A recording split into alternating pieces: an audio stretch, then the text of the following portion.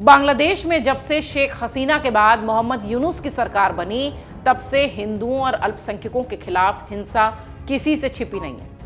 हिंदुओं और अल्पसंख्यकों पर हो रहे लगातार हमलों ने अमेरिका का भी अब ध्यान खींचा है। एक तरफ जहां भारत के विदेश मंत्री एस जयशंकर ने 6 दिनों के अमेरिकी दौरे पर अपनी यात्रा शुरू कर दी है, तो वहीं दूसरी तरफ बांग्लादेश सरकार को फोन पर अमेरिकी प्रशासन ने क्लास लगाने का काम किया है। अमेरिकी राष्ट्रीय सुरक्षा सलाहकार जैक सुलिवन ने 23 दिसंबर को अंतरिम सरकार के मुख्य सलाहकार मोहम्मद यूनुस को फोन किया था, जिसमें अमेरिकी प्रशासन ने बांग्लादेश में हिंदुओं पर, हिंदू मंदिरों पर हुए हालिया हमले और हिंदुओं की सुरक्षा के मुद्दे पर बात की। अब सवाल ये उठता है कि क्या अमेरिका की बात मानेगा बांग्लादेश?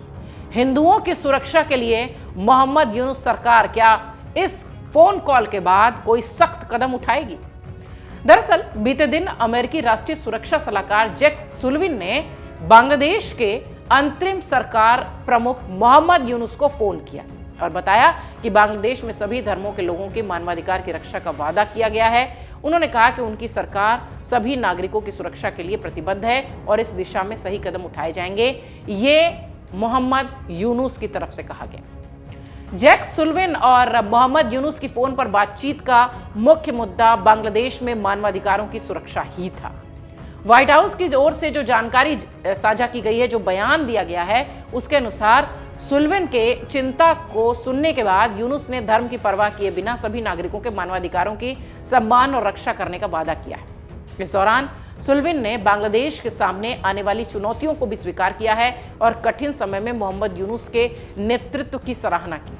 इसके साथ ही बिगड़ते हालात को संभालने में तेजी से कदम न उठाने पर सवाल भी खड़े किए।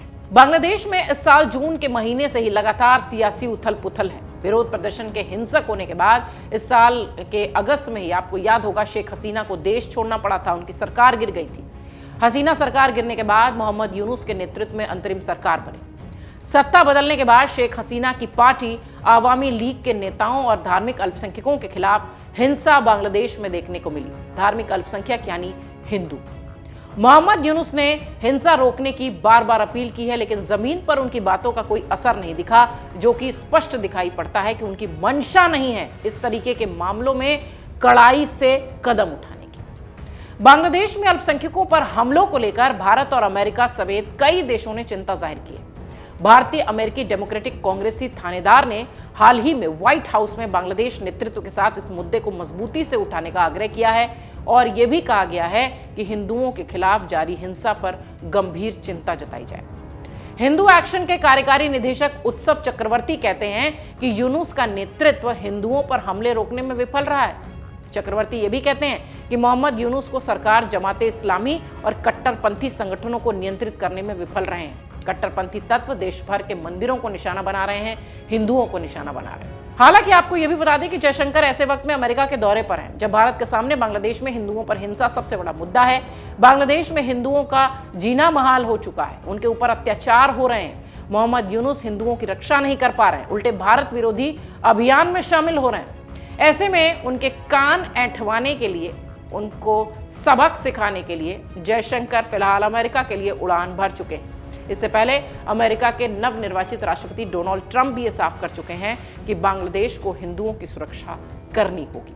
अब अमेरिका की एंट्री के बाद देखना यह है कि बांग्लादेश की यूनुस सरकार चेतती है या नहीं, या एस जयशंकर जो कि अमेरिकी दौरे पर हैं, क्या वो कान ऐंठने का काम करेंगे वहां से, ट्रंप के सहयोग से, अमेरिकी सरकार के सहयोग से। अगर आप ये वीडियो YouTube पर देख रहे हैं तो हमारे चैनल को सब्सक्राइब कर बेल आइकन दबाएं और Facebook पर देख रहे हैं तो हमारे पेज को लाइक करें। 8 मिलियन प्लस सब्सक्राइबर, आपके इस भरोसे के लिए बहुत धन्यवाद।